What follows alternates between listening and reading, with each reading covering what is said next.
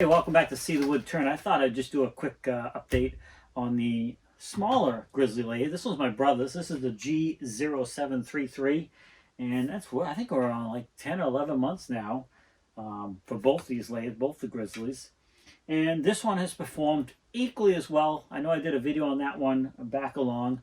This thing has been performing perfectly fine, can handle anything you can throw at it. No issues with it whatsoever.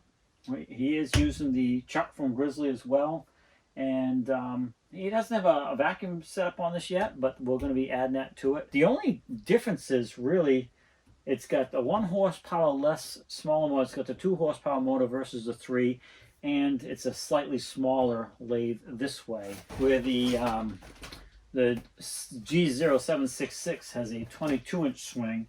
This one has an 18-inch swing.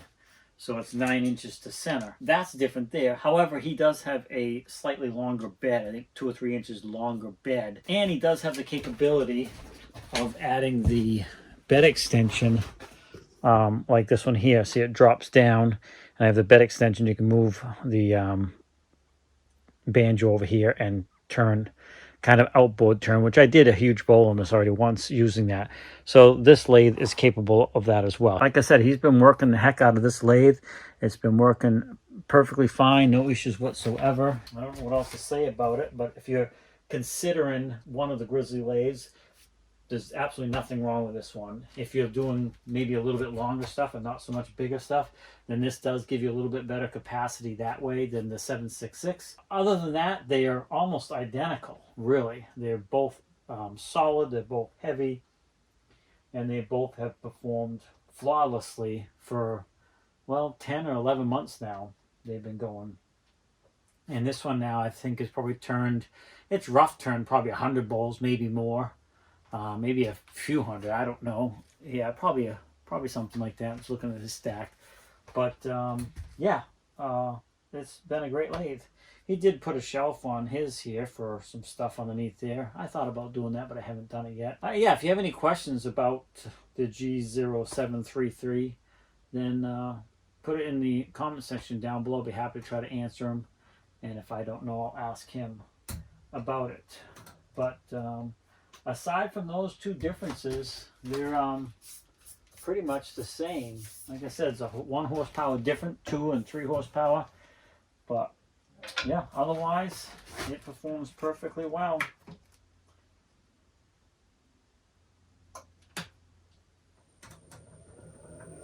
Very quiet.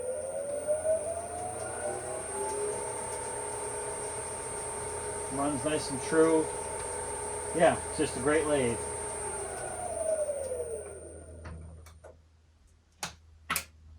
But yeah, I'm trying to think if there's anything else I can add to that. Not really. These chucks, I have one and he has one. It's just the one that Grizzly puts out. I don't know if it has a brand name or anything like that on it, but they have been performing excellent as well. He's got the smaller jaws on here at the moment because he's doing a little bit smaller bowl.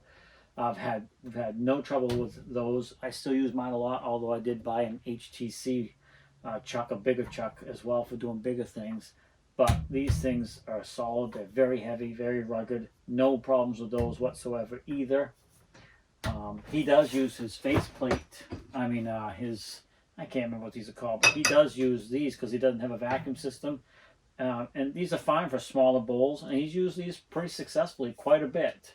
And the only issue is that he has, just like I have, that's why I got another chuck or two, is swapping over is just a pain in the butt. So you got to get yourself set up, do a bunch of one-way things, finish them to a certain point, switch over your jaws or your plates or whatever, and then do a bunch of finish work, just so you're not going back and forth, back and forth.